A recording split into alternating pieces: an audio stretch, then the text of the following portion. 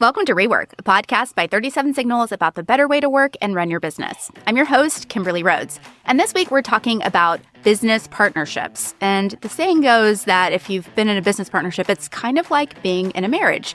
And I'm joined today by Jason Fried and David Heinemeier Hansson, co-founders of 37 Signals, who have been in that business relationship marriage for more than 20 years, longer than a lot of people stay actually married. So I'm sure there's some secrets to your success that we can share with our audience. Before we get started, Jason, I think maybe if you'll kick us off and kind of tell us the origin story of the two of you guys getting together. I know we've heard, if you've listened to the podcast for any period of time, we've started by saying like, David only worked 10 hours a week to start, but clearly that has progressed. So kind of tell us, how did this all get started? He works 11 hours a week now. It's about so it's on 10% every other more. week. 10% every other week. Well, I've been building, I'm going to use air quotes for this, software for a few years prior to meeting David. We're using FileMaker Pro, which is this, this database thing where you can make your own databases, and I would design the interfaces. This is how I got an interface design. And then I wanted to bring one of these products to the web. I wanted to do something that wasn't FileMaker based because you had to download the FileMaker Pro and the whole thing. So I'm like, can I make a SaaS tool? Essentially, this is way before SaaS even had a name, so I had this idea to make my book thing. I call it single file, and I was going to bring this book database online where you can track your book collection to see what you have and enter the ISBN number, look up the data online, pull it down, the whole thing. So I started using PHP to write this, primarily because a book I found I was looking for books, programming books, and one of the books was a PHP book, and the example was a book database. So I'm like, this is great. I should just copy this, basically. So I kind of got fairly far, and then I got stuck. And then I posted something online. I said, I'm stuck here with pagination was the specific thing I was stuck on. Like, how do I show 50 records and then 50 more and 50 more and 50 more and show how many total pages there were at the bottom as links, whatever, 1, 2, 3, 4, 5, 6, 7, whatever. And I didn't know how to do it. I posted something online and David responded. Now, I didn't know David. David had been reading our blog and sort of was aware of our company. And his response was very thorough, very fair, very kind. It was not like a flippant response. It was like a detailed, thoughtful response. I'm like, this is great. Thank you so much. And we started kind of going back and forth. And eventually he's like, can I see, the whole thing that you made? And I'm like, sure. And he looked at it and he's like, this is absolute shit. Let me redo this. And I'm like, okay, fine. So he redid it in PHP. This is our first thing we ever built together. And we launched this thing called Single File. And then that's sort of, so I'll stop there. About? What year is this that this all happened? 2001. Yeah. 2000 or 2001. Is it 2001? 2001, yep. 2001, yeah. And so I'll stop there with because we did other things after that, but that's essentially how we hooked up and we found that we could work together. And that relationship started, across continents. I was in Copenhagen, Denmark. Jason was in Chicago. We had the 7 time zones between us. And in the beginning, which was interesting, we actually didn't even talk on the phone until I think 6 months into it. So it was really a full-on remote working relationship. It was email. It was AIM, I think the instant messenger we were using at the time was called. And it was good enough. I think this is one of those foundational experiences for both of us that if we could build something real, get it to market on 2001 collaboration tools and techniques with the scarce amount of time we had together, with the computing power that we have. I always use that as a reference whenever I measure the hardship of anything we're doing today. Do you know what? If we could do it in 2001 using these tools, primitive tools, and we're essentially still trying to do the same thing. This is the irony of the web. 95% of every web application, certainly every SaaS application, and absolutely every B2B SaaS application is essentially single file.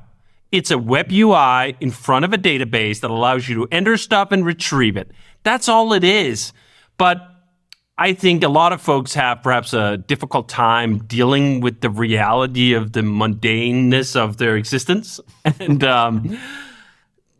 I don't think we do, generally speaking, when it comes to work. You're like, yeah, we make web interfaces on top of databases, and we've been doing it for 20 years, and there's a lot of value in that. There's a lot of businesses, that's just all they need. Databases are amazing. They were invented a long time ago. We barely changed them, and it's still good. Anyway, that's a tangent. I think the sort of constraints, though, I think is the point to take away. That we had quite severe constraints on our way of collaboration, on our overlap, on our time, our resources, all the things to get things going.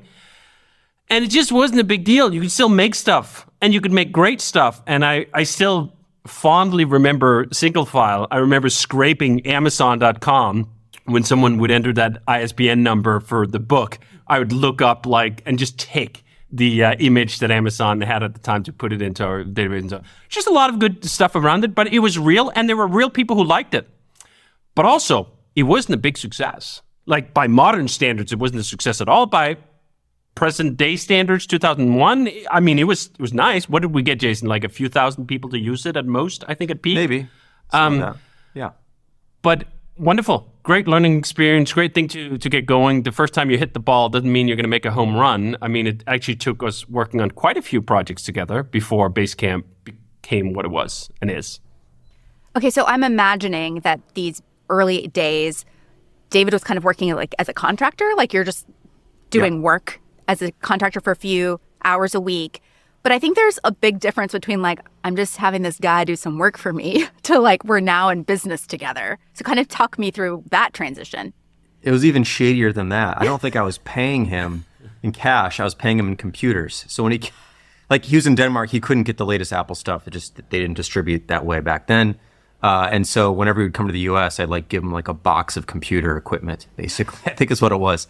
So he was like, I think you've earned 2 laptops or whatever. I mean, he would track his hours and we'd sort of add it up and here you go. So that's how that worked. Well, so we've been working together for a while for clients now. So we were doing work for the first client I think we ever worked for was this company called Summit Credit Union, which was this company in Madison, Wisconsin. They needed an intranet. Now, prior to David joining up, or he wasn't actually joined up, but prior to David being available, let's say, my company, 37 Signals, was just doing website design, so just the front end of things. And these guys came to us and said, can you build a whole intranet for us? That includes the back end. Intranet, by the way, Stone Age term, old school thing. People don't really have them so much anymore, but they're fantastic. It was who works here? What are all the files everybody needs?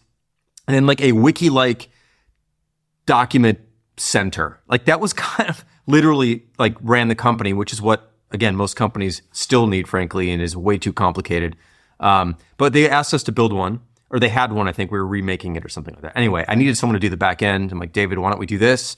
So we did that together.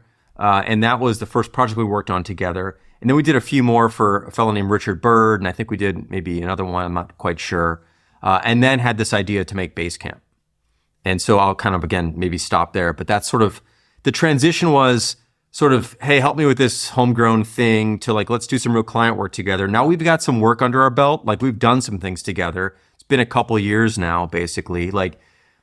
There's something here. We enjoy working together. We see things the same way. We're really frustrated by complicated things. And there's something here. Now, I don't remember maybe David has a better memory than I do on this. I don't remember exactly when partnership discussions happened. But maybe you remember. I don't remember exactly when that started. Yeah, it came up after we launched Basecamp. And we had launched Basecamp, and Ruby on Rails had been released. And I was looking at the end of my studies. I graduated in 2005, and I knew sort of, all right, what am I going to do after that graduation? Either there's an opportunity here to continue to work on this Basecamp thing, or this Ruby on Rails thing is taking off. Where should I direct my efforts? And I think part of the magic of this was exactly as Jason said. By that time, this is now, I think early 2005 was when we finalized things. We'd been working together for almost 4 years. And I often hear this about people picking business partners, and it sounds like essentially an arranged marriage. That there was no time before, that there was just hey, I need a business partner. You seem to be available. Should we go into business together? That to me sounds nuts. I've worked with a lot of people. Very few of them would I want to go into business with, sort of on an ongoing multi-decade basis. But with Jason, it was so much easier to go, this makes sense because I know him. I know how we work together. I know how we view the world because we've literally been working on things together for several years in advance. So by the time my decision point came up after graduation that I needed to figure out what to do, it felt just natural to say, do you know what, if we're going to continue to work together, then I want to be a partner in this.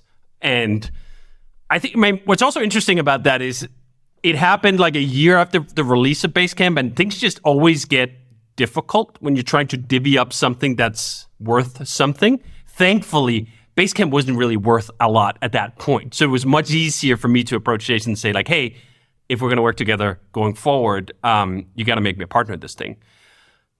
But I think it was just made so much easier by the fact that I think, well, Jason can't answer for himself, but it didn't seem like, to me at least, that it was a big risk, that I was going to gamble on a person and a personality that I didn't have full insight into, that might turn out to be someone totally different. I mean, one of the key reasons, I think maybe it was Paul Graham who mentioned that the number one reason why startups fail in the early phase is that the founders fall out, that they don't want the same thing, they don't have the same work ethic, they just view the world in a different way, that it is actually quite difficult to find someone that you're compatible enough with to not only just go the distance, but also go the stress, go the attention, go all these other metrics that you're going to be measured on when you're trying to build something together.